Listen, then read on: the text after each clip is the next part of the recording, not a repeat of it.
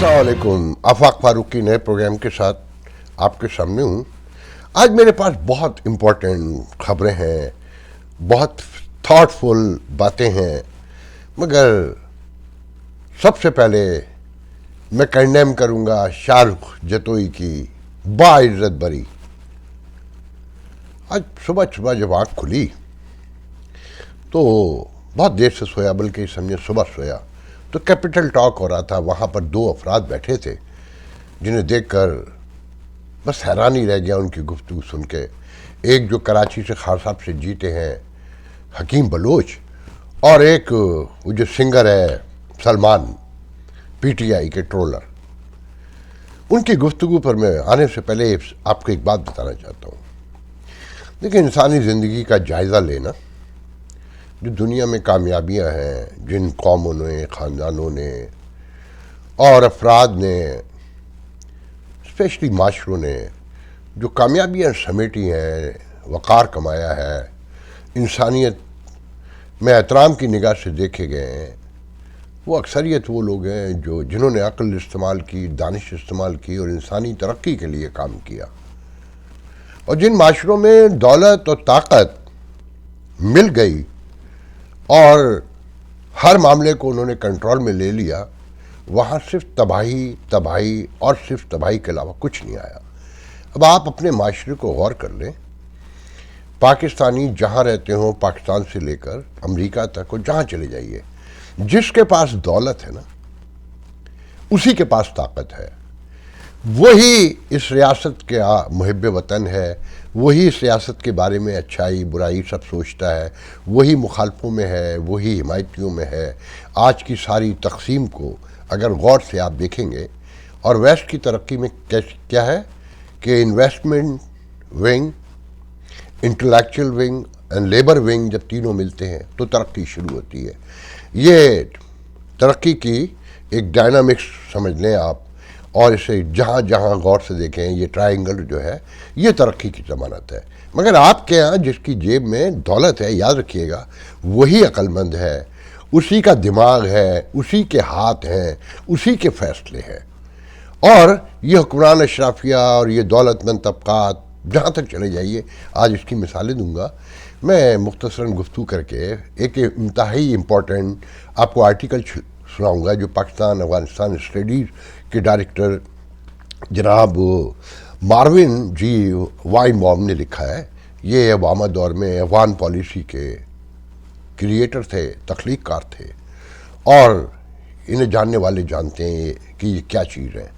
अब ये डायरेक्टर हैं पाकिस्तान अफगानिस्तान स्टडीज़ में। इन्होंने बाइडन का जो बयान है पाकिस्तान के हवाले से, जो कैलिफोर्निया में फंड रेजिंग के दौरान दिया और जिसके पीछे भी पाकिस्तानी है, इसकी डिटेल अभी नहीं बताऊंगा, मगर बस ये जहन में रखें कि वो पाकिस्तानी हैं जिन्हें हमारी हुक्मरान अशराफिया कंधों पर बिठाती रही है।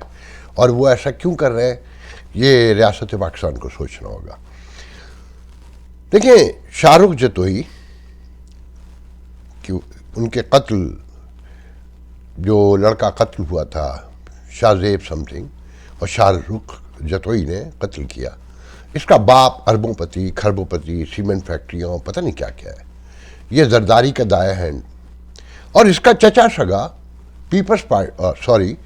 पीटीआई सिंध का हेड है, जिसके पीछे आधी से ज़्यादा पार्टी टूट गई। मगर खास साहब को दौलत वाले लोग चाहिए। उसके लिए सलमान सिंगर जो है, जो बेसिकली सिंगर है और गाने गाता है स्टेज पर आके खान साहब के, मगर वो क्या फरमा रहा है कि देखें, इंसाफ ना हो माशरे में तो माशरे टूट जाते हैं, और माशरा ये हो जाता है और माशरा वो हो जाता है। तो मुझे हंसी आई कि जो फैसले खान साहब के हक़ में हो तो खान साहब सराहते हैं, और जिस तरह वो रियासत का और रियासती आइन का और कानून का, असम्बली का, जमहूरियत का मजाक उड़ा रहे हैं। वो साफ कह रहे हैं कि ये आइन, ये कानून, ये इंसाफ सब भाड़ में जाए। मैं हूँ तो सब है, मैं नहीं हूँ तो सब नहीं है। अब हकीम बलोच साहब का सुने, जो पीपल्स पार्टी के टिकट पे जीते हैं। इन्हें जानने वाले जानते हैं कि ये कभी पहले पीपल्स पार्टी में थे, फिर मुस्लिम लीग नून में आ गए, वज़ीर मुमलिकत भी बने, और फिर इन्होंने ही जब जरदारी के दौर में बहरिया टाउन कराची बन रहा था, सबसे बड़ी कैंपेन लॉन्च की। بحریہ ٹاؤن کے خلاف، کیونکہ ان کے علاقے کے لوگوں کی زمینیں چھینی گئیں، اور یہ راو انوار ایک ہاتھ میں بیگ بریف کیس اور ایک ہاتھ میں پستول لے کے لوگوں کے دیہاتیوں کے گھروں پہ جاتا تھا اور کہتا تھا زمین بیچو ورنہ گولی کھاؤ، بیچو گے تو یہ پیسے ملیں گے ورنہ تم گولی کھاؤ گے۔ اور اس حکیم بلوچ نے مجھے ویڈیو پر یہ بیانات دیے، ہڑتالیں اور سب کچھ۔ میں اس زمانے میں ایک ویب سائٹ بھی چلاتا تھا جس پہ ویڈیو لگایا کرتا تھا، میرے ساتھ ایک رپورٹر تھے، اور اس وقت مجھے اچھا نہیں مگر میں نام لوں گا ان کا نام ہے امداد بلوچ، اور وہ دی نیوز میں ہوتے ہیں، مگر میرے ساتھ بھی کام کرتے تھے میری ویب سائٹ کے لیے۔ میں ساتھ میں جب اخبار بھی نکالتا تھا تو ویب سائٹ بنانے کی کوشش کی۔ بہرحال تو آج یہ اسی پیپلز پارٹی کے ٹکٹ پہ الیکشن لڑے جس کے یہ خلاف تھے۔ یہ طاقتور حکمران اشرافیہ ایک ہے۔ آپ نے دیکھا کہ ناظم جوکھیو جو صحافی تھا وہ مارا گیا، اس کی بیوی پہلے کیسے روئی، کیسے ترلے ڈالے، اور پھر اسے خرید لیا گیا۔ شاہ زیب کے قاتل، اس کا باپ ڈی ایس پی تھا گو کے پولیس میں، مگر شاہ رخ جتوئی دبئی بھگایا پہلے، اور پھر جیلوں میں جس طرح یہ رہا، فون ہر چیز۔ یاد رکھیے گا جس معاشرے سے انصاف اٹھ جائے اسے اللہ تعالیٰ عذاب سے روک بچاتا نہیں ہے کبھی بھی۔ آج یاد رکھیے گا اس بات کو کہ یہ اس ریاست کو اب کوئی نہیں بچا سکتا۔ جس طرح سے روز پے در پے واقعات ہو رہے ہیں، عمران خان اس ریاست پہ ایک عذاب بن کر آیا ہے، اور اس کے ہاتھوں سارے معاملات طے ہوں گے جو نظر آ رہا ہے۔ آپ نوٹ کریں، میں آپ کو یہاں ایک چھوٹا سا واقعہ اور سناتا چلوں۔ اہل کراچی کو یاد ہوگا جنہیں جو حکومت تھی، میں جونیئر رپورٹر تھا، ضیاء الحق کا عروج تھا، وہاں دو بہنوں کو ایک پولیس انسپیکٹر نے اپنے ایک دوست کی مدد سے، تنویر تنولی نام تھا اس انسپیکٹر کا، جو ٹنڈو آتم میں ابھی پولیس تربیت لے رہا تھا، وہ کراچی آتا تھا چھٹی میں اور لڑکیوں کو اغوا کر کے لے جاتا تھا شادی بیاہ کے شادی سینٹروں کے باہر سے۔ تو اسما معصومہ نام کی دو بہنوں کو ان کے باپ کے ساتھ لفٹ دینے کے بہانے اٹھایا، باپ کو اس کے گھر کے دروازے پہ پھینکا۔ شارٹ کر کے بتا رہا ہوں، ان دونوں بہنوں کو ریپ کیا اور چوکھنڈی کے قبرستان میں مار کر پھینک دیا تھا۔ اسے سزائے موت ہوئی تھی، مگر بے نظیر بھٹو نے اسے معاف کر دیا کیونکہ وہ طاقتور تھا، اس کے پیچھے لوگ تھے۔ کبھی کبھی سوچتا ہوں کہ بھٹو صاحب پھانسی چڑھے، ایک بھائی ایک بیٹا فرانس میں زہر دے کے مارا گیا، ایک سڑک پر مارا گیا، بیوی کو بھی سڑک پہ مارا۔ بہت ڈر لگتا ہے، یہ مکافاتی عمل بہت خوفناک ہوتا ہے، بہت خوفناک ہوتا ہے۔ ڈرے آج یہ نواز شریف مکافاتی عمل کا سامنا ہے، نہ بیٹی کی عزت بچی ہے نہ ان کی اپنی بچی ہے۔ کیسے کیسے جملے، کیسی باتیں خود خان صاحب کے بارے میں، زرداری کے بارے میں۔ یہاں پر بھی لوگ ٹرولنگ کرتے ہیں، یہاں بھی سیاستدانوں کا مذاق اڑایا جاتا ہے، مگر وہاں جو کچھ ہو رہا ہے بہت خوفناک ہے، اتنا خوفناک ہے کہ یقین ہی نہیں آتا۔ دعا کریں کہ یہ معاملات بآسانی نبٹ جائیں، طریقے سے نبٹ جائیں، کسی بڑے خون خرابے کے بعد کس سے بچ کر نبٹ جائیں۔ مجھے نظر نہیں آتا کہ جس ظلم کی انتہا پر یہ معاشرہ پہنچ چکا ہے، یہاں دولت و طاقت جس طرح جمع ہو چکی ہے اور یہ جو گل کھلا رہی ہے۔ میں اب دوسری طرف آتا ہوں، بہت امپورٹنٹ۔ ایک طرف تو آپ نے سنا کہ بائیڈن کے بیان پہ قیامت مچی ہوئی ہے کہ کور کمانڈر اجلاس ہوتا ہے، وہ کہتے ہیں کہ ہمارے آرسنل محفوظ ہیں اور سارے اور عالمی اداروں کی سیکیورٹی کے مطابق ہیں اور ساری باتیں، اور ہمارے پرائم منسٹر تک۔ کل یہاں آپ نے پاکستان میں ٹیلی ویژن پہ دیکھا ہوگا کہ بیان چلا کہ ایک اسٹیٹ ڈپارٹمنٹ کے کاؤنسلر ہیں ایرک شولے، ان سے ہمارے سفیر کی ملاقات ہوئی، اور ایرک شولے نے کہا کہ امریکہ سمجھتا ہے کہ پاکستان کا ایٹمی پروگرام محفوظ ہاتھوں میں ہے اور ہمارے تعلقات یہ وہ سارا کچھ۔ اچھا، یہ خبر بھی اسٹیٹ ڈپارٹمنٹ نے ریلیز کی، جبکہ جو جرنلسٹک حلقے، جو سیاستدان ہماری ڈپلومیسی کو، ہماری پالیٹکس کو سمجھتے ہیں کہ ہمارا سیاستدان، ہمارا ڈپلومیٹ خبر دینے کے لیے اگر ایک لفظ بھی کہیں اس کے حق میں جا رہا ہو تو وہ کتنا بے قرار اور بے چین ہو جاتا ہے، مگر ایمبیسی نے خبر خود نہیں دی۔ جب ایمبیسی سے پوچھا گیا کہ آپ نے خبر کیوں نہیں دی تو چپ، کوئی جواب نہیں۔ اب پہلے میں آپ کو ایک چیز بتانا چاہتا ہوں، یہ میں پہلے بھی ایک بار سوار خان کہہ گیا تھا، یہ کشمیری لیڈر ہیں ہمارے یہاں، میرے بہت پرانے تعلقات ہیں، یہ بھی کشمیری ہیں، مگر ان کا نام ہے سردار مسعود خان۔ میں ان کے پہلے واقعات سنا چکا ہوں اپنے ساتھ گزرے ہوئے کہ یہ کیا چیز ہے۔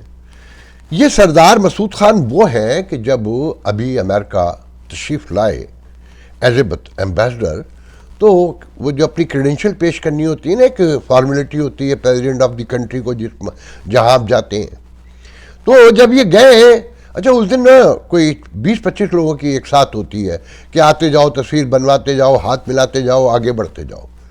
تو ان کی تصویر بھی بنی، جو ٹویٹ ہوئی، بڑا یہ ملاقات ہوئی اور پریزیڈنٹ جو بائیڈن سے، اور سردار مسعود صاحب نے یہ کہا وہ کہا۔ پھر 4 مہینے کے بعد اسی تصویر کو انہوں نے پھر ریپیٹ کیا، یہ ظاہر کر کے کہ یہ ایک نئی ملاقات ہے۔ نمود و نمائش کی آخری حد ہے یہ کہ پرانی تصویر جو جب آپ آئے اور اپنے ڈاکومنٹ دیتے ہوئے، اپنی کریڈینشل دیتے ہوئے جو تصویر بنی تھی، اس تصویر کو 4 ماہ کے بعد دوبارہ ری ٹویٹ کیا اور اس طرح کیا کہ لوگ یہ سمجھے کہ یہ ایک دوسری ملاقات ہے، جس پر ایمبیسی سے پوچھا بھی گیا تو آئیں بائیں شائیں کر دی گئی۔ آپ کے خیال میں اتنی بڑی خبر کہ امریکہ یہ کہہ رہا ہے کہ آپ کے اثاثے محفوظ ہیں، اپنے پریزیڈنٹ کے بیان کو کنٹراڈکٹ کر رہا ہے ایک طریقے سے، تو وہ ایمبیسڈر جو نمود و نمائش کا اتنا بھوکا ہو، آپ کے خیال میں وہ خبر دینے میں دیر کرتا؟ سمجھ میں آ رہا ہے نا؟ سب سے پہلے تو ذہن میں رکھیں کہ یہ کونسلر جو ہے یہ 4تھے درجے کا اسٹیٹ ڈپارٹمنٹ میں سینئر آفیسر ہوتے ہیں، سیکریٹری، انڈر سیکریٹری بھی 4تھے نمبر پر آتے ہیں، جو میری معلومات ہے 3 4 پر۔ جان لو، جن کا ڈماش سائفر آپ نے سنا ہوگا، خاص صاحب لہراتے ہیں جھوٹا کہ امریکہ ہماری حکومتوں میں مداخلت کر رہا ہے، سازشیں کر رہا ہے، اس سے ہی 2 درجے نیچے ہیں۔ یہ بیان انہوں نے دیا، ذہن میں رکھے، اور خود ریلیز کیا، اور ایمبیسڈر اس خبر کو پینے کے چکر میں تھا۔ اس کا مطلب سمجھتے ہیں کیا ہے کہ ادھر پاکستان نے، فارن منسٹری نے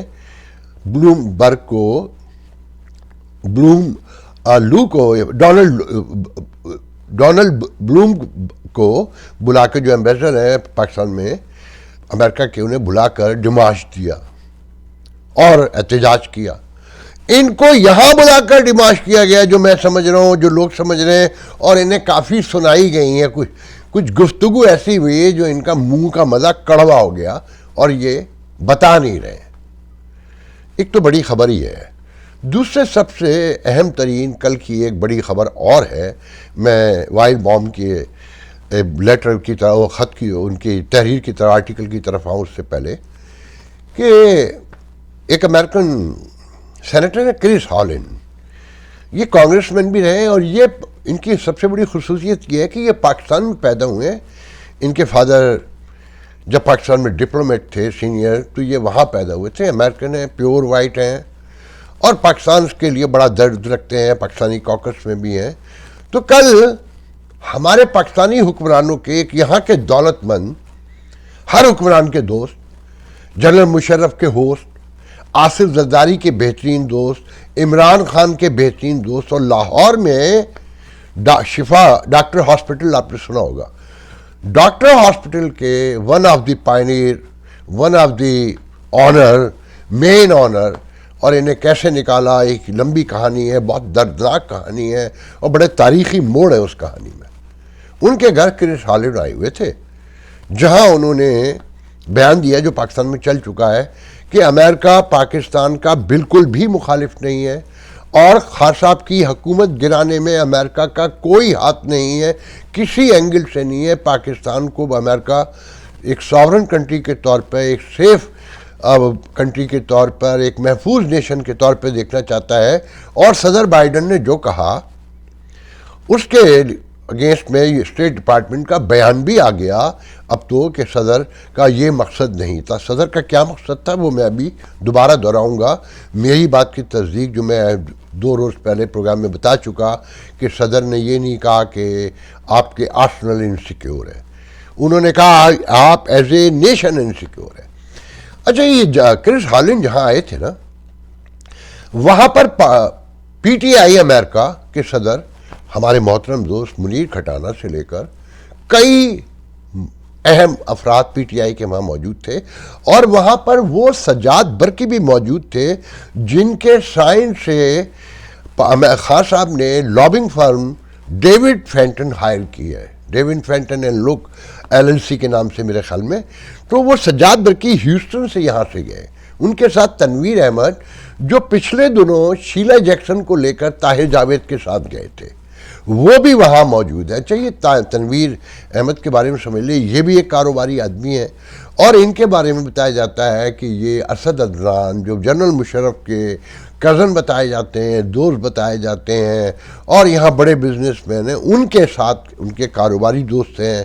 مختلف خبریں ہیں, اور یہی وہ فرد ہیں جنہوں نے یہ جو یہاں پر ایک ریحان صدیقی پروموٹر ہیں جو اداکاروں کو اس طرح کے کام کرتے ہیں, شوز وغیرہ, ان کے تھرو کیا نام ہے پاکستان کے مہندی دلیر مہندی کا جو بھائی ہے پھیکا, کیا نام ہے مجھے نہیں پتا اس کا نام, اس سنگر جو پاکستان شادی میں آیا تھا اور اس کے بعد پاکستان میں ہنگامے ہوئے, سختی ہو گئی تھی پاک انڈیا تعلقات میں کشیدگی, اور مودی نے پابندیاں لگائیں, اور پھر ایک لمبی کہانی آپ کو پتہ ہے.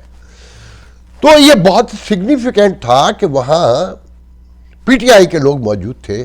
ڈاکٹر مبشر چودھری نے تمغہ امتیاز بھی مل چکا ہے, اور یہ حق ہر حکمران کے دوست ہیں. اور امریکہ میں خاص لابی کے آدمی تصور ہوتے ہیں, ڈیموکریٹ ہیں, ڈیموکریٹ کے دور میں ان کی بڑی پذیرائی ہوتی ہے, اور ایک خاص لابی کے آدمی تصور ہوتے ہیں, اور ان کا سلسلہ بھی انہی لوگوں سے ملتا ہے جنہوں نے بائیڈن سے پاکستان کے لیے یہ کہلوایا کہ یہ ایک ڈینجر نیشن ہے. اب یہ کام ریاست پاکستان کا اور پاکستان کے اداروں کا ہے کہ وہ کون لوگ ہیں ڈھونڈیں. میں تو اتنا ہی بتا سکتا ہوں. اب میں آپ کو صرف وہ آرٹیکل سنانا چاہتا ہوں کہ بائیڈن نے کہا کیا, آپ لوگوں نے سمجھا کیا, حکومت پاکستان کیا پلے کر رہی ہے, اور ایون یہ کہ ہماری سیکورٹی ایجنسیز کیا پلے کر رہی ہیں, اور اصل بات پر پردہ ڈالنے کی کوشش کی جا رہی ہے. تو یہ آرٹیکل لکھا ہے ماروین جی وائن بام. معلوم کر لیجئے گا جنہیں نہ پتہ ہو, گوگل کر کے دیکھ لیجئے گا کہ یہ کتنے بڑے انٹلیکچوئل ہیں, اور یہ ڈیموکریٹ میں کی حکومتوں میں ان کا کیا رول رہا ہے, افغان وار میں ان کا کیا رول رہا ہے, پاک افغان پالیسی میں ان کا کتنا اہم رول رہا ہے, اس کی روشنی میں اس آرٹیکل کو سنیے گا. صدر بائیڈن کے بیان پر پاکستان کا اظہار برہمی, یہ اس آرٹیکل کا ٹائٹل ہے, عنوان ہے. پاکستان کے بارے میں غیر محتاط تبصرے کے بعد پاکستان میں وسیع پیمانے پر امریکہ مخالف جذبات کو تقویت ملی ہے, اور ایسا پاکستان کے سابق وزیر اعظم عمران خان کے خیالات کے عین مطابق ہو رہا ہے. گزشتہ ہفتے ایک فنڈ ریزنگ تقریب میں خطاب کرتے ہوئے مسٹر بائیڈن نے پاکستان کو دنیا کا خطرناک ترین ملک قرار دیا, جبکہ قوم کا تھا جس کا تعلق پاکستان کے غیر مستحکم سیاسی منظرنامے سے تھا. کس سے؟ غیر مستحکم سیاسی منظرنامے سے. پاکستان میں اس بیان کے شدید اثرات سامنے آئے, جنہیں کم کرنے کے لیے وائٹ ہاؤس کی طرف سے فوری کوشش بھی کی گئی.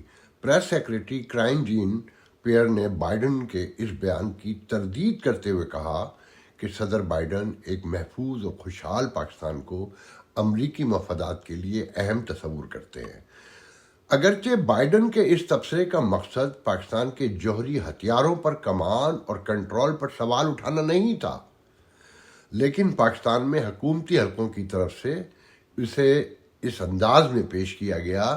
پاکستان کے وزیر اعظم شہباز شریف نے اس خیال پر سخت ناراضگی کا اظہار کیا کہ پاکستان ایک ذمہ دار ایٹمی ریاست نہیں ہے.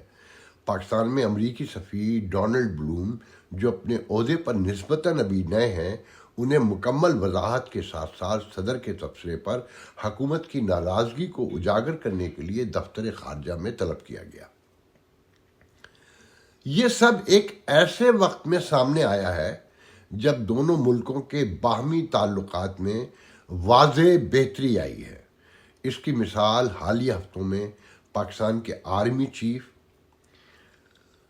اور وزیر خارجہ کے واشنگٹن کے شاندار دوروں کے ساتھ ساتھ پاکستان کے لیے فوجی امداد کی تجدید کے امریکی اعلان سے جڑی ہے۔ اس کے علاوہ امریکی سفیر کے آزاد کشمیر کے حالیہ دورے کا اسلام آباد میں استقبال اس بات کا اشارہ ہے کہ کشمیر پر پاکستان بھارت تنازع میں امریکہ کی دلچسپی ہے۔ دریں اثنا پاکستان اب مبینہ طور پر یوکرین کو جنگی ساز و سامان فراہم کر رہا ہے۔ دریں اثنا پاکستان اب مبینہ طور پر یوکرین کو جنگی ساز و سامان فراہم کر رہا ہے، جس سے پتہ چلتا ہے کہ حکومت ماسکو کے بارے میں اس آرام دہ پالیسی سے خود کو دور کر رہی ہے جس کی پیروی سابق وزیر اعظم عمران خان نے شروع کی تھی۔ صدر بائیڈن کے مذکورہ بیان کے باوجود اس بات کا کوئی امکان نہیں ہے کہ دونوں ممالک کے درمیان بہتر ہوتے دو طرفہ تعلقات سنجیدگی سے کہیں متاثر ہوں۔ ایک طرف پاکستان معاشی مسائل میں گھرا ہوا ہے تو دوسری جانب اسے اس وقت فائنینشیل ایکشن ٹاسک فورس مطلب FATF کی گرے لسٹ سے نکلنے کی بھی پریشانی ہے، جو میری اطلاعات کے مطابق کہ وہ گرے لسٹ سے باہر نہیں آئے گا۔ لیکن اس میں سب سے اہم بات یہ ہے کہ صدر کے بیان سے پاکستان میں امریکہ مخالف جذبات کو تقویت ملی ہے اور خان اس سے فائدہ اٹھا رہا ہے اور اس بیانیے کو آگے بڑھا رہا ہے کہ امریکہ پاکستان کا کوئی دوست ملک نہیں ہے۔ جی سنا آپ نے۔ اچھا دیکھیں، میں ان خبروں پہ نہیں جاؤں گا کہ پاکستان میں کراچی میں بلدیاتی انتخابات ملتوی ہو گئے، وہ تو ملتوی ہونے تھے نا، ورنہ لانگ مارچ پہ کیسے اثر انداز ہوتے۔ خان صاحب تو پلان بنا رہے تھے کہ کراچی کا میدان مار کر بلدیاتی، جبکہ اسپلٹ ہوگا، وہاں جماعت اسلامی بھی ہے، ایم کو تو ٹسوری علاقے صاحب کو ٹسوری پہنچے ہیں اسلام آباد کہ صدر سے بات چیت کر رہے ہیں اور وزیر اعظم سے بات چیت کر رہے ہیں۔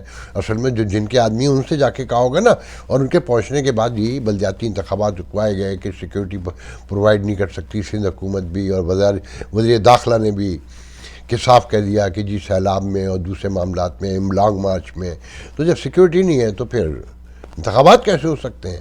اور یہ اسی طریقے سے کہ خان صاحب میدان مارنے کے بعد میں نکلیں گے تو اور مورل، جیسے کہ 6 سیٹیں جیتنے کے بعد خان صاحب کا مورل ہائی ہے۔ مزے کی بات یہ ہے کہ خان صاحب کی 154 اسمبلی میں سیٹیں تھیں جو گھٹ کے 143 رہ گئی ہیں، تو وہ جیتتے جاتے ہیں، سیٹیں کم ہوتی جاتی ہیں، اور اب انہوں نے اسمبلی میں جانا ہے، یہ دیکھ لیجئے گا، کیونکہ خود کہتے ہیں نا کہ مذاکرات ہو رہے ہیں۔ مگر کس سے ہو رہے ہیں؟ فوج سے، جس کے آزادی مانگتے ہیں خان صاحب، جس سے خود مختاری مانگتے ہیں، جو امریکہ سے ملی ہوئی ہے بقول ان کے۔ تو آپ نے یہ سب کچھ سن لیا۔ آج کے لیے مجھے اجازت دیجیے انشاءاللہ، اور کوشش کیجیے گا کہ وائن بام کے آرٹیکل کو غور کریں، پڑھیں، سمجھیں، اور اس کو اپنے لوگوں تک پھیلائیں کہ امریکن پریزیڈنٹ نے ایسا کچھ نہیں کہا، جو کہا اس کے معنی الگ سے بتائے جاتے ہیں، اس لیے کہ آپ کے ہاں جو بڑھتا ہے انتشار ہے اسے یہ روکنے میں ناکام ہو چکے ہیں۔ یہ حکمران اشرافیہ، یہ دولت مند پوری دنیا میں پاکستانی جہاں جائے، یہ سب ایک مقام پر اکٹھے ہو گئے اور انہی کے ہاتھوں تباہ ہوگا۔ کیونکہ ذہن میں رکھیں، دولت کمانا ایک الگ فن ہے، مینجمنٹ سنبھالنا، معاملات چلانا، دور تک سوچنا، چیزوں کو سمجھنا، یہ ایک الگ فن ہے۔ جیسے میں اور آپ دیوار نہیں بنا سکتے، وہ مزدور بناتے ہیں، اسی لیے کہتے ہیں کہ سب انسان برابر ہیں، مزدور ہو، بادشاہ ہو، اور ایک نارمل انسان کلرک ہو، وزیر ہو، سب برابر ہوتے ہیں، سب کا اپنا اپنا کام ہے اور سب کو احترام کی نگاہ سے دیکھنا چاہیے۔ میں اس موضوع پہ بہت بول سکتا ہوں مگر میں بولوں گا نہیں، کہ آپ لوگ سمجھیں کہ آپ کے یہاں تباہی آئی کیوں ہے۔ اللہ حافظ۔